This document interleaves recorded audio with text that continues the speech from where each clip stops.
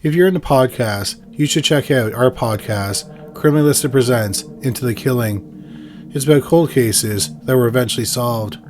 New episodes are released every other week. It's available on Spotify, Apple Podcasts, Stitcher, and anywhere you find your favorite podcasts. Number 3. Peter Stubbe. When parents tell their children while tucking them in at night that there's no such thing as monsters, perhaps that's a bit of a white lie, because there are monsters walking amongst us. They have been with us for centuries. One case in point, Peter Stubbe. In the late 1500s, Stubbe was a wealthy farmer living in Bedburg, a small town near Cologne, Germany. He and his fellow farmers had a big problem. It seems livestock had been turning up mutilated not only in their fields, but in their barns as well. Dozens of calves, sheep, and horses would be found ripped to pieces nearly every morning.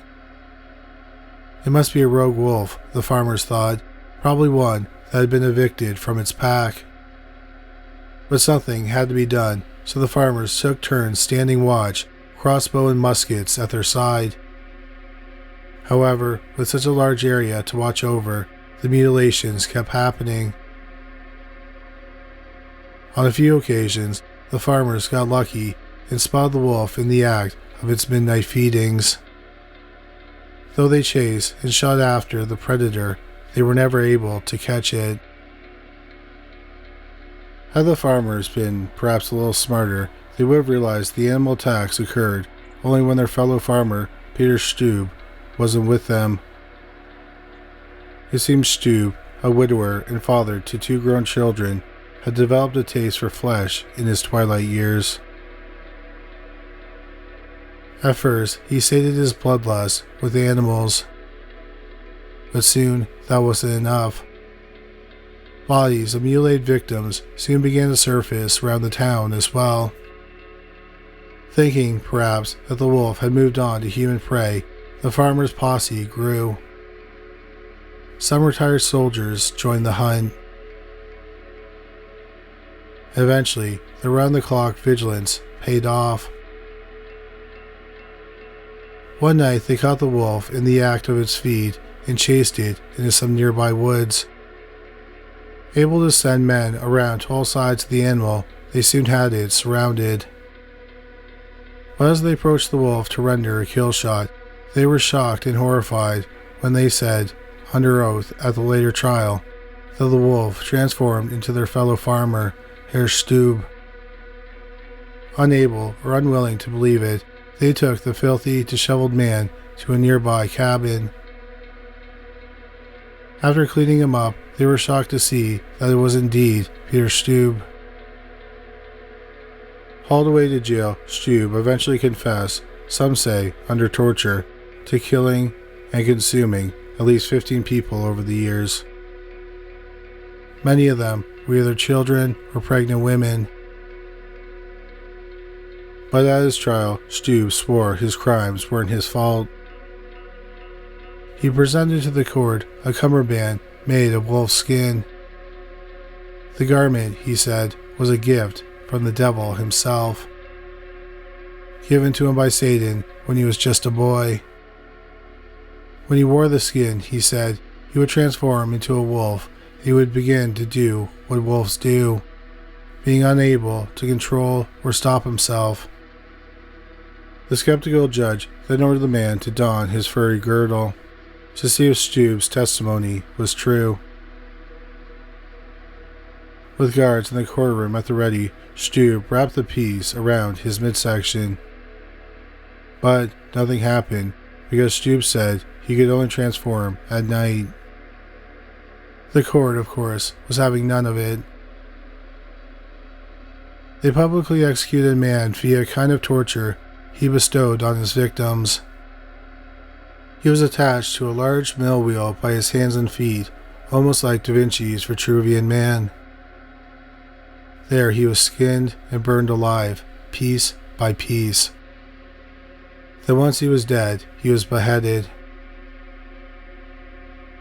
After his body was burned at the stake, his severed head was stuck onto a pike and put up at the town's gates, to warn anyone coming in that they didn't welcome or take kindly to murderers or werewolves, perhaps.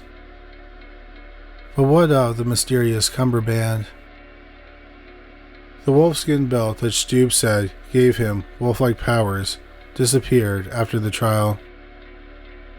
Some believe it was destroyed right alongside his body, but others think perhaps it lived on, because in the ensuing years after Stubbe's deeds, Europe was seemingly overrun with werewolves. Number 2. Jacques Roulet. 9 years after Peter Stubbe's bloody reign of terror in Bedburg, Germany, the French countryside found itself in the grip of its own mysterious murder scourge.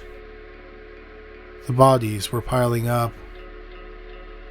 In towns and villages surrounding Paris, for many months, the mutilated corpses of children had been turning up in local forests.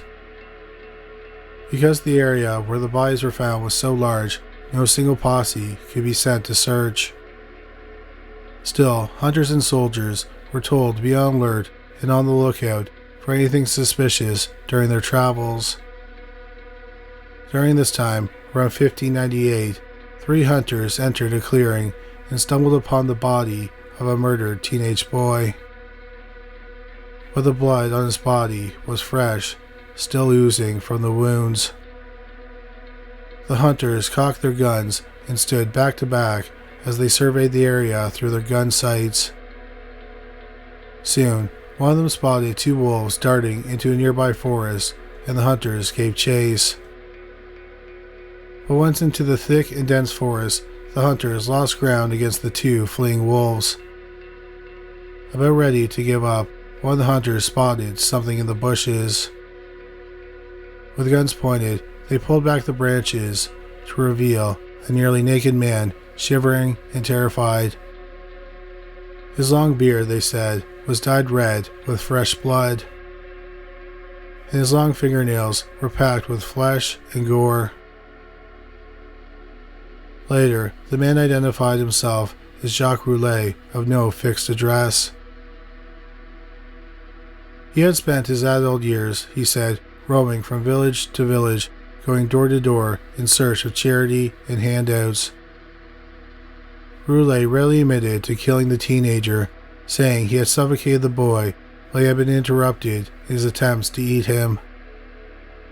But it really wasn't his fault. He had been a wolf at the time of the murder. If he was guilty of anything, it was only being a thief. But as to this murder and others around Paris, he was merely feeding, as wolves are wanting to do. During his ensuing trial, the judge in his case, Pierre Harel, suspected that Roulet was mentally ill. He questioned him as to his claims of being a werewolf, which Roulet rarely admitted under oath.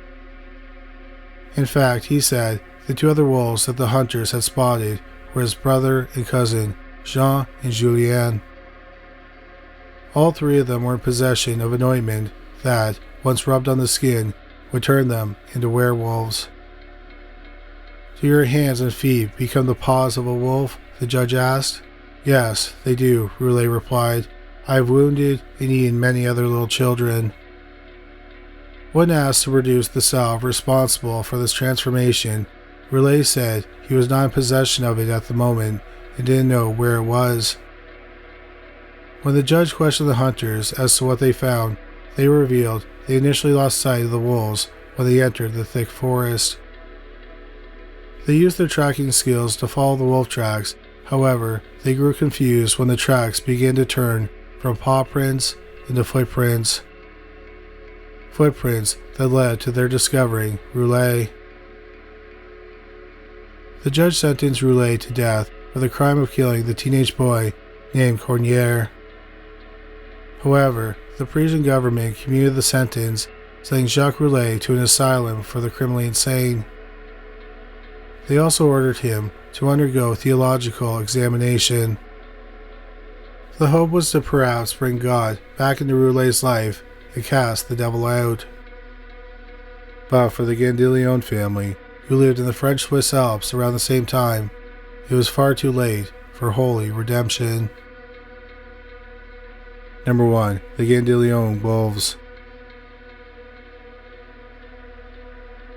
The beginning of this story is a familiar one to werewolf legends.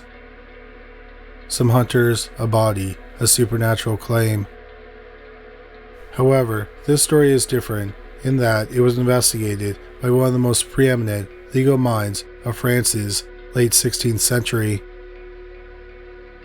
His name was Judge Bouguet, and when he heard a story from his own backyard, the Jura Mountains near St. Claude, he decided to look into it for himself. As Bouguet writes in his 1610 book Discours des Sorcières, roughly translated to Essays on Witches, the legend in question occurred in 1584 in a small mountain village. Two siblings, a boy and a girl, were picking strawberries near their village when they were attacked by a massive gray wolf. The wolf mauled and killed the girl almost immediately, but not before the boy used his pocket knife to at least try to fight back. But his effort proved fruitless, and he too was killed and had his throat ripped out by the creature. As it happened, a few local hunters came across the killing scene shortly after it occurred. They found the wolf feeding on the children's remains, with the wolf itself bleeding from a large gash in its neck. Startled, the wolf took off into a thicket of trees, and the hunters gave chase, only to find a nude woman hiding in the bushes, bleeding from a gash in her neck. One of the hunters immediately recognized the woman as Père Gandillion, a member of the Gandillion family who were notorious in the area for just being a little off. Judge Bouguet found the woman had been known to walk around on all fours and growl at strangers. He also discovered that her father, sister, and brother had been thought to practice witchcraft and sorcery. Though Père herself died there and then in the forest after bleeding to death, it wasn't long before town officials arrested the rest of her family and threw them in prison, which is where they were awaiting their legal fate when Judge Bouguet arrived to investigate. In his book, the judge recounts observing the family for extended periods of time and being shocked at what he saw. They walked on all fours and howled like beasts, he wrote. They weren't so much human as the animal. Their skin showed long, callous scars. Their eyes glowed red and their hair had grown long. And their teeth, wrote Bouguet, their teeth were long and sharp like fangs, to go along with their claw-like fingernails. During their trial, the family freely admitted to being werewolves as well as being witches and Satanists. Like Jacques Roulet, they made a deal with the devil and, in return, they were given a special salve that would transform them into wolves. As the court listened on in horror, Père Gandillion's father and brother recounted stories of attacking, killing, and eating not only goats and cattle, but other humans as well, all while in wolf form. Père sister, Antoinette, meanwhile said that while she wasn't a werewolf, she was most certainly a witch, and had drawn great pleasure from summoning hailstorms to destroy crops in the area. The devil, she said, often visited her in the form of a black goat, and she said she had sold herself to him. Having heard enough, the judge in the case sentenced the entire family to be hanged. After that, he ordered their bodies to be burned to ash, just in case. As Bouguet recounts, the trial was a sensation in the area at the time. And though it's not clear if the locals actually believed the Gandillion's version of events, they seemingly took no chances. Throughout the 17th and 18th century, gray wolves in the French Alps were hunted to extinction. It was only after reinduction that their population has begun to grow again, perhaps making the area ripe for a few new werewolf legends along the way. Thank you so much for watching this video. We hope you found it interesting. If you did find it interesting, please make sure you subscribe.